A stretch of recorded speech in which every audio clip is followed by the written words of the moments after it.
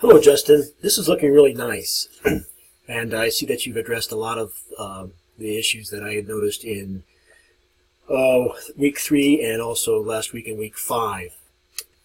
Here's some video feedback for you for week 7. This is clean, I think, elegant, a little bit minimalistic. I like your choice of background images.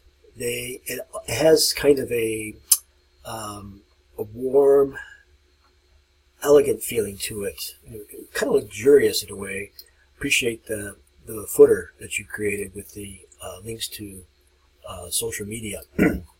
And I like the way your navigation works. You're using the corporate palette colors. The rollover is clean and simple, fits really well on my screen. And you have a full set of child pages, including a really nicely formatted menu, which I'm assuming is probably from the print design or publication design class from earlier. And that's fine to embed something like this. It's a JPEG, is it, or a PNG? Let me see.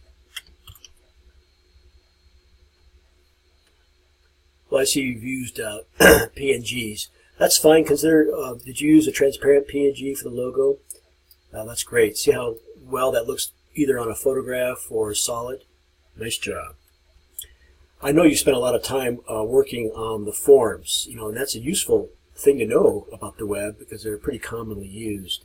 But you've far exceeded the rubric in even adding a dummy reservation form. So know that you're doing really well. Then under your events and catering, just another image is nice. See what you can do to make your line breaks a little shorter. When a line is more than 50 characters long, the eye gets tired and really won't finish it. So try to keep your line length, control your line length if you can. It's really difficult in web sites in general because you never really know what size the window is going to be, right? But anyway, this is a bit long. Also, be careful how close you come to the edge of the browser window.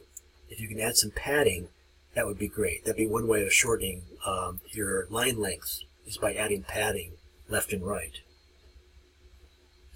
Justin, I see you do have an external style sheet, and it looks correctly formatted to my eye.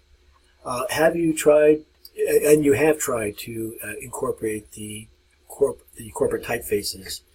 Now I'm using Safari, and I've noticed that things look different in Safari than they do in Chrome.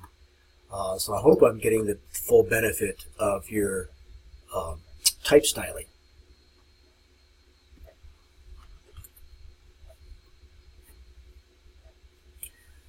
Justin, I'm probably overlooking something. Let me go back to your submission. Justin, did you think to annotate your wireframes? There's always going to be some kind of adjustment and involved with wireframes, particularly as you move towards accessibility. And in your web design,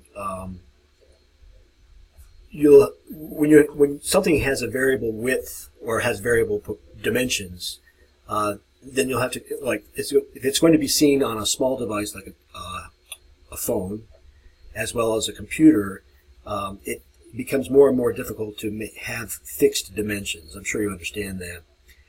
But wireframes are good at being sort of non-specific, and you may need to revisit your wireframes in the interest of accessibility and adaptability.